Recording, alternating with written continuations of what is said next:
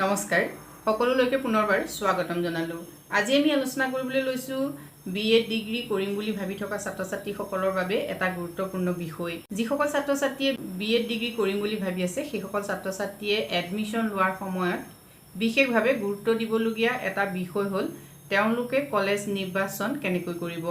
বহুতো ছাত্ৰ-ছাত্ৰীয়ে যেহেতু বিএডৰ বাবে যিবিলাক এন্ট্ৰেন্স হয় সেই এন্ট্ৰেন্স বিলাক পাস কৰে কিন্তু পাৰ্চেন্টেজটো ভাল নহয়। আৰু পাৰ্চেন্টেজটো ভাল নহলে সাধাৰণতে কি কৰে ছাত্ৰ-ছাত্ৰীসকলে প্ৰাইভেট কলেজবিলাকত এডমিশন লয়। এতিয়া ভাৰতত এই যিবিলাক প্ৰাইভেট বিএড কলেজ আছে এই কলেজবিলাকৰ বাবে এটা সমস্যা কিন্তু ইতিমধ্যে আহি আছে। এনচিটিৰ তৰফৰ পৰা অৰ্থাৎ নেশনেল কাউন্সিল ফৰ টিচাৰ এডুকেশ্যনৰ তৰফৰ পৰা ইতিমধ্যে নটিফিকেশ্যন জাৰি কৰা হৈছে 2900খন বিএড কলেজলৈ।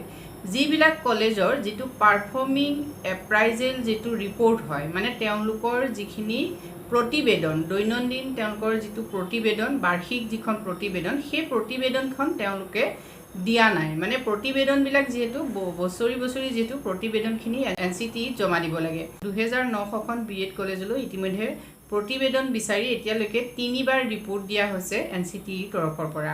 এনচিটিৰ যি অধ্যক্ষ মানে পংকজ আৰোৰাই সেই কথাটো ইতিমধ্যে ৰাজহুৱাভাৱে তেওঁ কৈছে।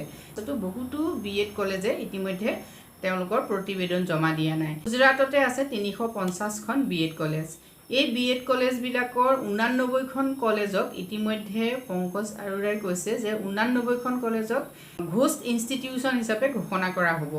মানে এটা সম্ভাৱনাই দেখা দিছে যিহেতু এই বৰ্তমান অৱস্থাত যিবিলাক প্ৰাইভেট বিএড কলেজ আছে সেই কলেজবিলাকে যিখিনি এনচিটিৰ যিখিনি ৰুল ৰেগুলেশ্যন সেই ৰুল ৰেগুলেশ্যনখিনি তেওঁলোকে সম্পূৰ্ণকৈ মানি নচলে।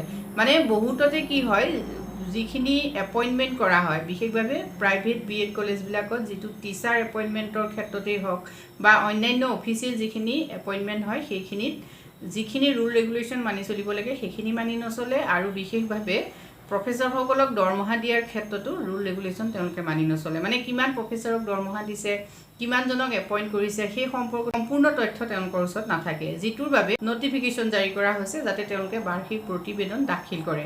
আৰু এই বাৰ্ষিক প্ৰতিবেদন দাখিল নকৰাৰ বাবে ভাৰতবৰ্ষৰ 2900খন কলেজৰ ভিতৰত বহুত কলেজৰ বিশেষকৈ 144খন এতিয়া বিশেষভাৱে কোৱা হৈছে তেনেকুৱা ধৰণৰ বহুত কলেজৰ এক্ৰিডিয়েশ্যন উঠাই লোৱা হ'ব বুলি কোৱা হৈছে। গতিকে ছাত্ৰ-ছাত্ৰীসকলে যেতিয়া বিএড এডমিশ্যন ল'বলৈ যাব তেওঁলোকে বিএড কৰিব লাগে বুলি যিকোনো ধৰণৰ প্ৰাইভেট ইনষ্টিটিউশ্যনত তেওঁলোকে এডমিশ্যন নোলোৱাটো ভাল হ'ব। মানে প্ৰাইভেট ইনষ্টিটিউশ্যনখনত তেওঁলোকে এডমিশ্যন ল'লেও সেই ইনষ্টিটিউশ্যনটোৰ বেকগ্ৰাউণ্ডটো তেওঁলোকে অলপ জানি লোৱাটো ভাল, নহ'লে ভৱিষ্যতে তেওঁলোক বিপদতো পৰিব পাৰে। যিহেতু NEP ইমপ্লিকেশ্যন হোৱাৰ পাছৰ পৰা এই যিবিলাক আমাৰ ইনষ্টিটিউশ্যন আছে এই ইনষ্টিটিউশ্যনবিলাকৰ ওপৰত এনচিটি যথেষ্ট পৰিমাণে কঠোৰ হোৱা দেখা গৈছে। গতিকে যিসকল ছাত্ৰ-ছাত্ৰীয়ে বিএড কৰিম বুলি ভাবি আছে কলেজ চিলেকশ্যন কৰাৰ সময়ত তেওঁলোক সতৰ্ক হোৱা উচিত। আজিলৈ ইমানেই, ধন্যবাদ।